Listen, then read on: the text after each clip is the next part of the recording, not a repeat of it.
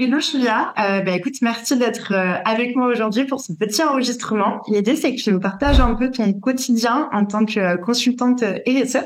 Est-ce que tu veux commencer par te présenter? Oui, ben, merci beaucoup Sarah, avec grand plaisir d'être avec toi aujourd'hui. Moi je suis Julia, j'ai 34 ans et je suis actuellement consultante en environnement et en RSE depuis quelques mois. Ok, et qu'est-ce que tu faisais avant? Parce que tu m'as dit quelques mois, donc j'imagine que tu as une vie professionnelle avant.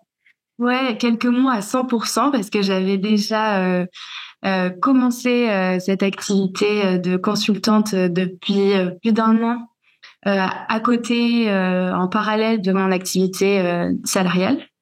Et pour repartir un peu plus en amont dans le temps, moi à la base j'ai fait des études de droit, un master en droit de l'environnement.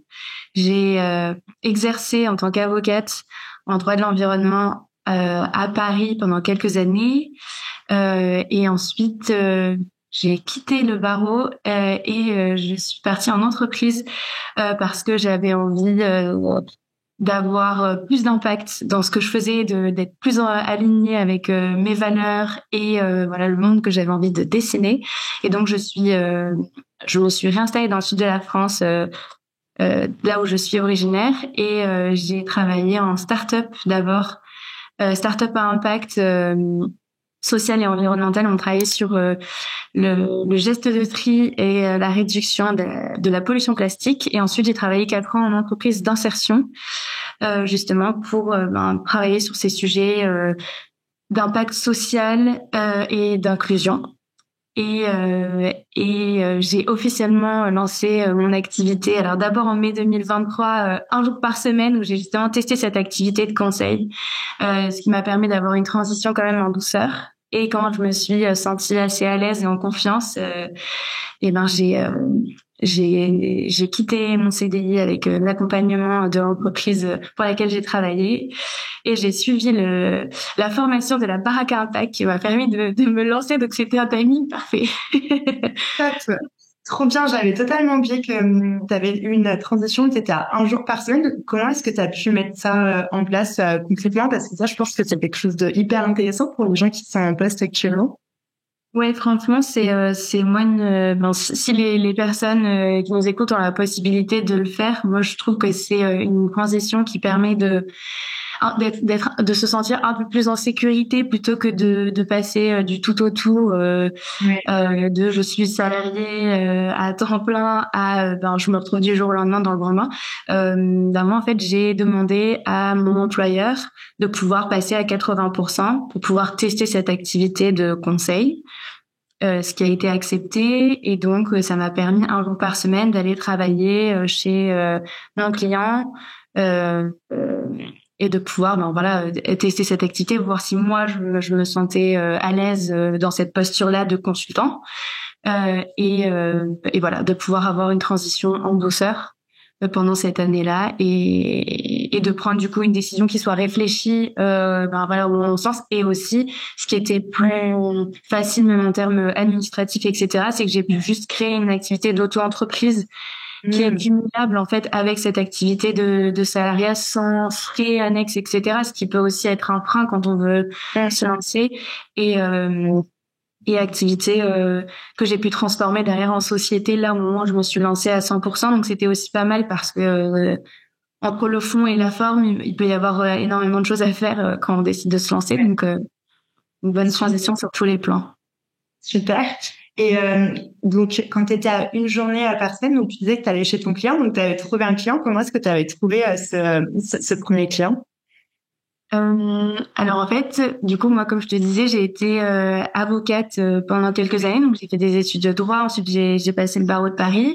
Et quand je suis partie en entreprise, je me suis vraiment formée d'abord sur le terrain.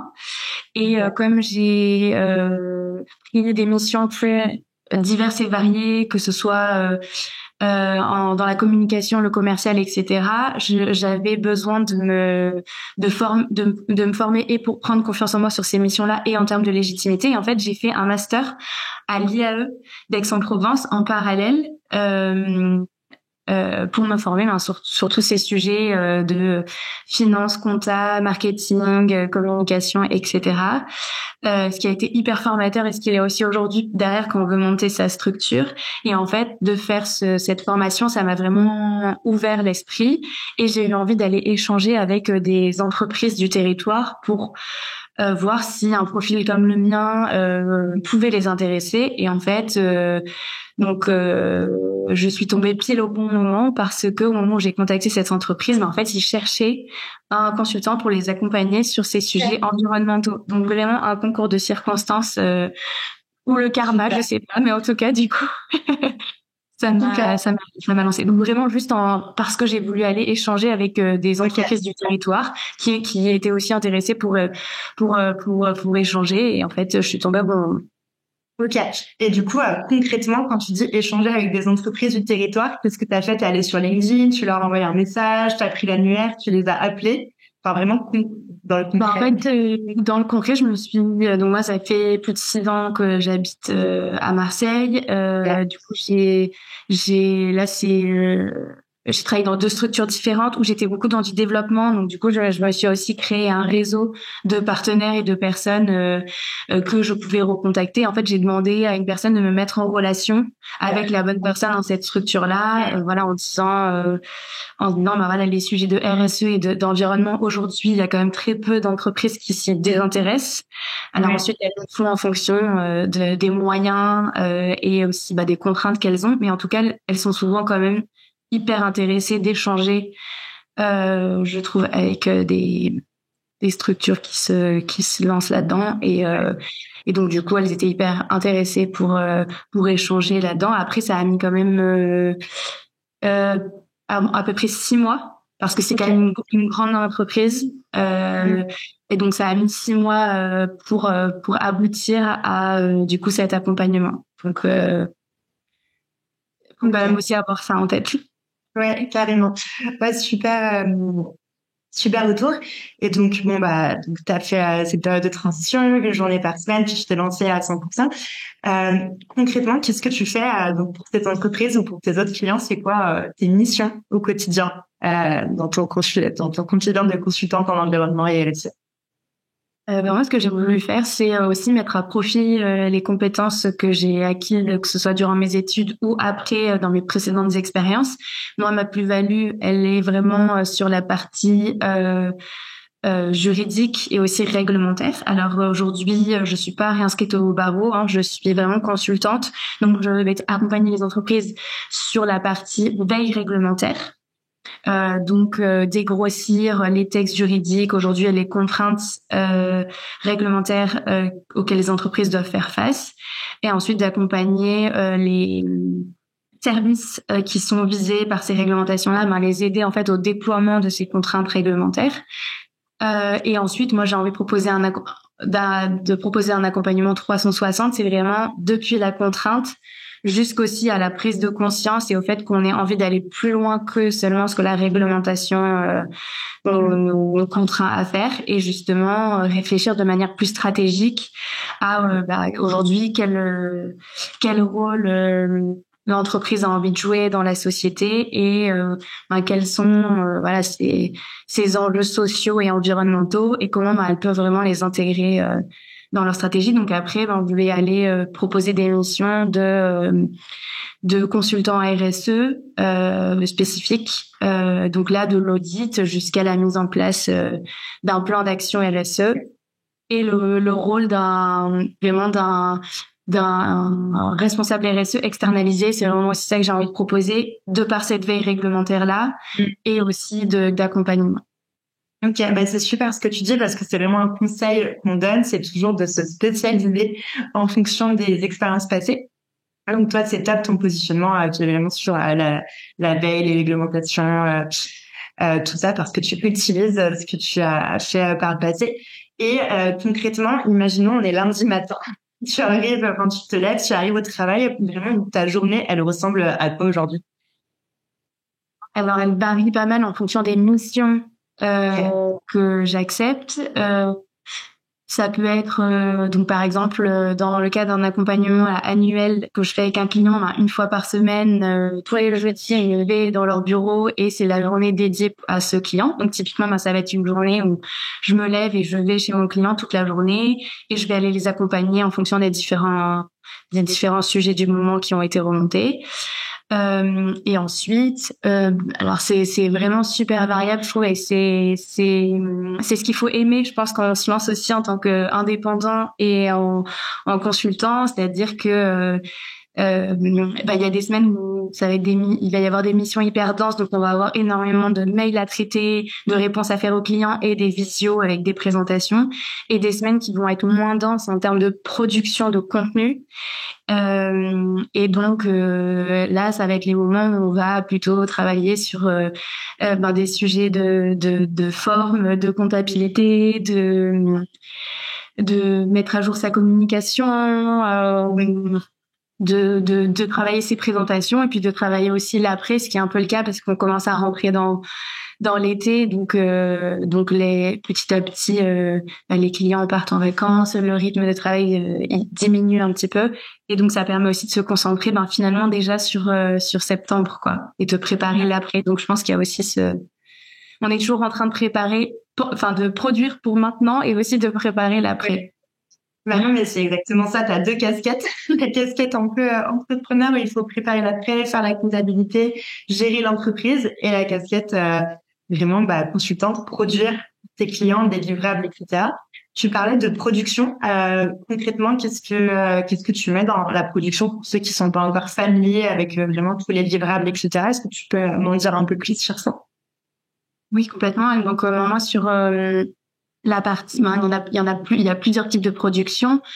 Sur la partie veille réglementaire, ça va aller d'aller éplucher les textes juridiques, de les expliciter, de les vulgariser pour que mon client comprenne finalement quelles sont ses contraintes sur ces sujets. On entend aujourd'hui beaucoup parler de énormément de réglementations différentes et c'est super large. Et donc aujourd'hui les entreprises, elles ont besoin d'accompagnement sur ces sujets pour mieux comprendre quelles sont les contraintes auxquelles elles sont confrontées. Donc ça va être des notes de veille réglementaire. Et sur la partie plus RSE, ça va être soit des présentations aux collaborateurs quand on lance les démarches, des présentations pour les dirigeants quand on va rentrer dans le cœur du sujet, et après toute la préparation des outils qu'on va aller utiliser justement pour accompagner le client à se questionner sur ces sujets. Et donc c'est là où pour moi la baraque à impact a joué un super rôle, c'est que il y a eu la mise à disposition de ces outils, alors bien sûr à retravailler, à repersonnaliser, mais en se basant vraiment sur une structure d'outils fiables qui ont été testés, éprouvés et qui répondent aussi aujourd'hui aux lignes directrices qui sont attendues, etc., aux normes, etc. Donc ça, moi, j'ai trouvé que c'était le côté aussi hyper rassurant. Et donc, moi, qui m'a permis clairement d'aller 2 fois plus vite dans le développement de mon activité, quoi. Ok. Ouais, super, c'est vrai que donc on s'est rencontrés comme ça parce que tu as rejoint un peu à la formation à la Baraque Academy, la Baraque à Impact. Est-ce que dans quelle situation tu étais où tu as rejoint ce programme? Pourquoi tu l'as rejoint? Moi, je me suis lancée donc mi-mars, je quitte mon CDI, donc c'est un peu le saut dans le grand bain. Le grand saut. Exactement.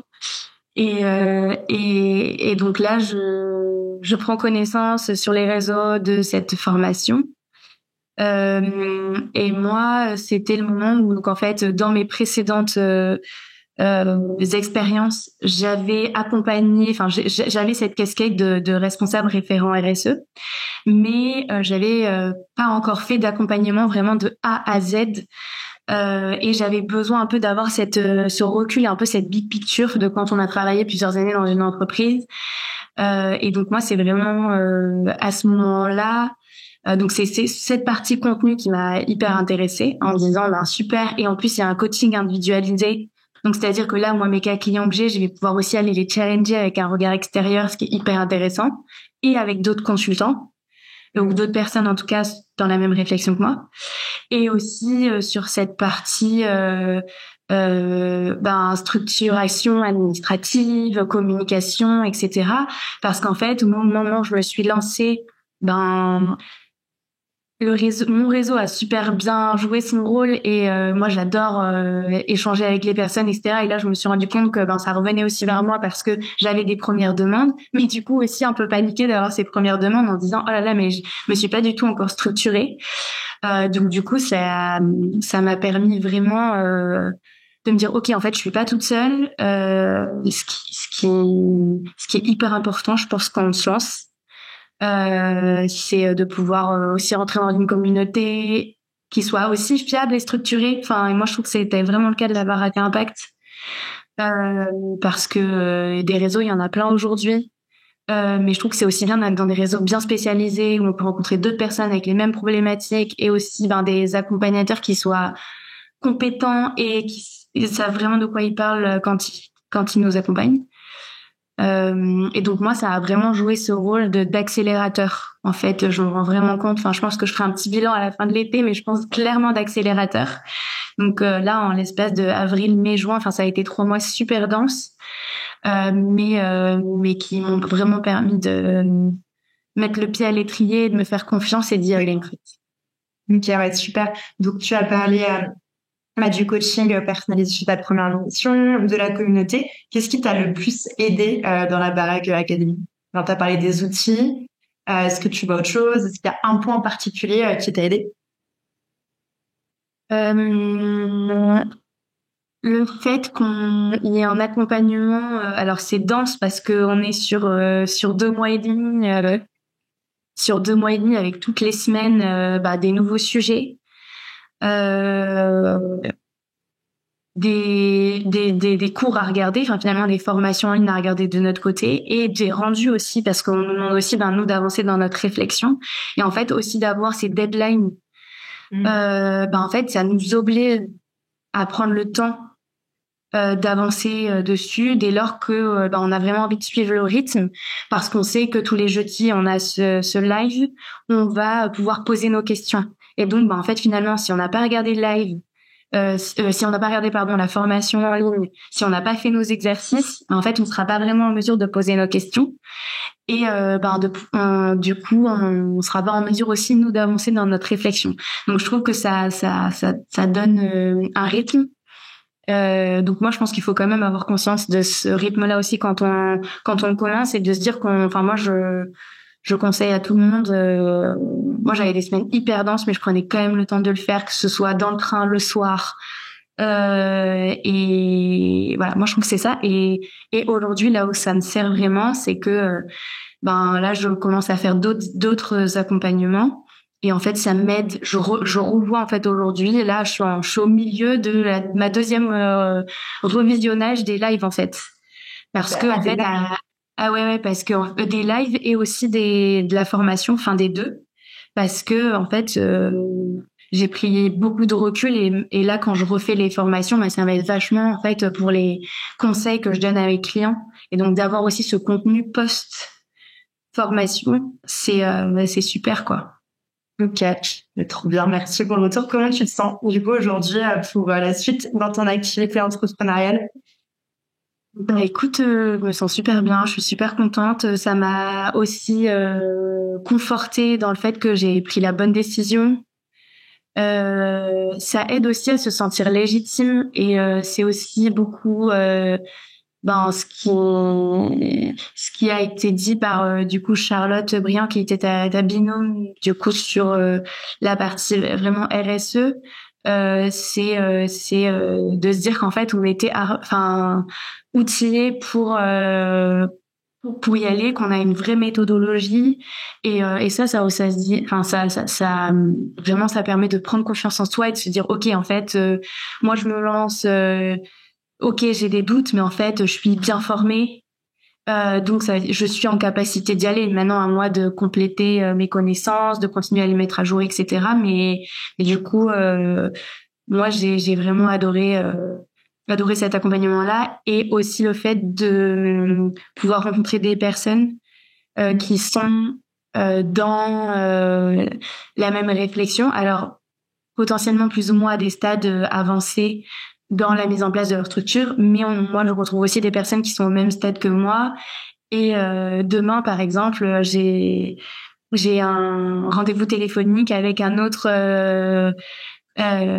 camarade de la baraque à impact, parce qu'en fait on a des sujets communs, et donc du coup on va échanger là-dessus. Et je trouve que c'est génial parce que faut pas non plus rester seul quand on se lance, et donc c'est pas forcément évident de savoir qui on peut contacter. Et donc là je trouve que c'est ça qui est génial, c'est de pouvoir échanger avec d'autres personnes et de s'apporter, et en fait en une demi-heure de pouvoir débloquer des sujets là où en fait potentiellement tout seul ça nous aurait pris une journée, quoi. Super. Ah bah ouais, c'est top. C'est vrai qu'on a vraiment voulu créer l'aspect communauté, parce que Charlotte, comme tu disais, ma de la formation et moi, on est entrepreneurs, et on sait très bien qu'on peut vite se sentir seul, un petit peu chez soi, face à son ordi, et on ne sait pas à qui poser les questions. Donc c'est pour ça qu'on a vraiment voulu créer cet aspect communauté. Donc trop bien, tu le ressens. Cher, quel conseil tu donnerais à quelqu'un qui veut se lancer en tant que consultant RSE? Tu as donné pas mal de trucs, mais est-ce que tu aurais un conseil, quelque chose à dire? Je pense que effectivement c'est important d'avoir une réflexion en amont, de se dire ok, quelle est ma plus-value, qu'est-ce que je veux apporter, comment je veux le faire. Et après, je pense que quand on a pris ce petit temps de réflexion, en fait, il faut se lancer. Il faut se lancer, il faut être bien accompagné. Et je pense qu'il faut se lancer parce qu'il y a plein de besoins.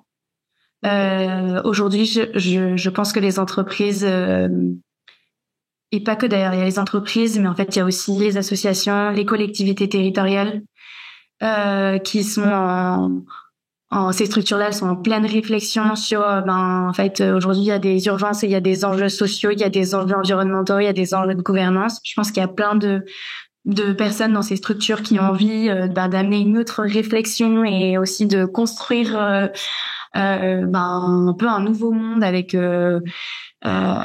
toutes ces voilà, tous ces nouveaux enjeux qu'il faut qu'on prenne en compte. Et donc je pense qu'il y a besoin, enfin on a besoin, maintenant comme aussi je suis passée de ce côté-là, en fait je pense qu'on a besoin de plein de forces et de compétences diverses. Et donc je pense que c'est hyper important de se dire ok, en fait avant je travaillais pas forcément dans la RSE ou sur ces sujets environnementaux et sociaux, mais en fait aujourd'hui ces enjeux-là ils doivent être transversaux, et ils doivent plus rester uniquement cantonnés à des responsables RSE. Et donc je pense que tout le monde, dans tous les métiers, tout le monde a son rôle à jouer, donc lancez-vous.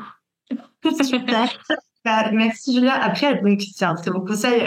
Prenez le temps de la réflexion. Juste comment toi tu as pris le temps de la réflexion? Je suis curieuse. Concrètement, tu t'es posé avec un carnet, ou qu'est-ce que tu as fait? Moi, ça a été plutôt cette période de transition d'un an où je me suis dit ok, je sens que j'ai envie d'aller plus loin dans ce que je fais. J'ai aussi envie de travailler avec des structures différentes. Moi, ce que je trouve hyper intéressant quand on est en consultant, c'est qu'en fait, en travaillant pour diverses entreprises ou organismes, en fait, on peut nourrir aussi les accompagnements qu'on fait pour une ou l'autre structure. Donc, je me suis dit, teste pendant un an. J'adorais aussi mon travail dans l'entreprise d'insertion dans laquelle je travaillais. Donc, du coup, j'avais pas d'urgence à quitter cette structure-là. Et en fait, en un an, ça m'a permis de me dire, ok, est-ce que moi j'ai l'impression de pouvoir apporter quelque chose à l'entreprise que j'accompagne, et est-ce que je me sens ok avec cette position aussi de consultant, un peu de sachant quand on va en entreprise, qui est, je trouve, qui peut être aussi stressante. Et donc ça permet de savoir comment, si on est ok avec ça, et si on se situe bien. Et donc voilà, moi c'est cette période de test en étant en auto-entreprise à côté de mon CDI qui m'a permis de me dire ok, en fait je suis ok, en discutant beaucoup avec les gens aussi, son cercle proche, et aussi d'autres structures. Ça permet, je pense aussi d'avoir le retour sur comment c'est hyper intéressant. Moi, je pense qu'il faut échanger. C'est toujours hyper nourrissant. Ok. Super, mais là, tu as soulevé un très bon point. Alors, sur position de sachant, c'est pas toujours facile quand on a été salarié pendant longtemps, etc. Je sais qu'il y a beaucoup de gens qui vont probablement nous écouter parce que c'est les mails que je reçois beaucoup. Tu as un peu un problème de légitimité. Comment est-ce que toi, tu as réussi du coup enfin, peut-être passer au-dessus, est-ce qu'on passe jamais vraiment dessus, on a toujours des doutes, mais comment est-ce que tu as fait pour pas que ça ne te paralyse, on va dire, cette peur sur ne pas avoir la légitimité? Alors au début, quand on se lance, je pense que c'est un peu inévitable. C'est un peu inévitable, donc on est stressé, on essaye de bien faire. Moi, je pense que le tout, c'est d'avoir l'impression de bien faire les choses. Et donc, d'aller au bout de notre réflexion, on va présenter notre accompagnement au client. Moi, je pense que ça, c'est la première chose, c'est voilà de bien faire les choses et d'être en accord avec voilà la proposition et ce qu'on propose. Et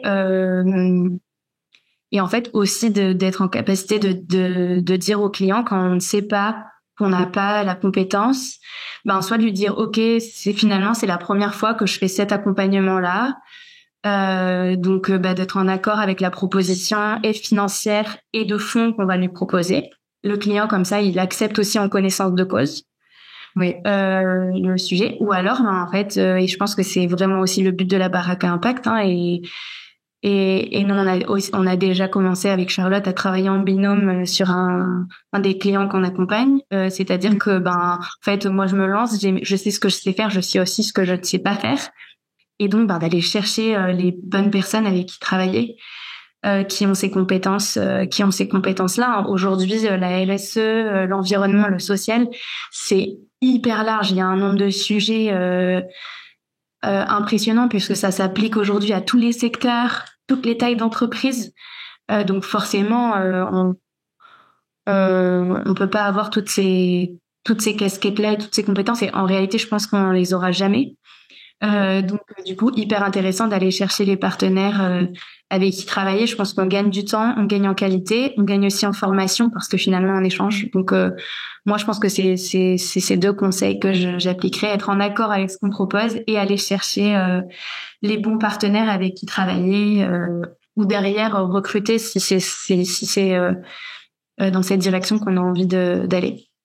Oui, tout à fait. C'est pas parce qu'on est consultant et réussit à son compte qu'on doit travailler tout seul. Comme je le dis, on peut faire des ponts, aller chercher des consultants peut-être plus avancés ou même des consultants de son niveau, mais qui sont sur d'autres spécialités. On peut tout à fait travailler en équipe, même si on est consultant indépendant. Super, Julia. Bah, écoute, merci beaucoup. Tu as répondu à plein de questions que je reçois souvent, donc c'est génial. Merci pour ton temps, Julia. Bah, merci à toi. Avec grand plaisir, comme à chaque fois. À très vite, Julia. À très vite.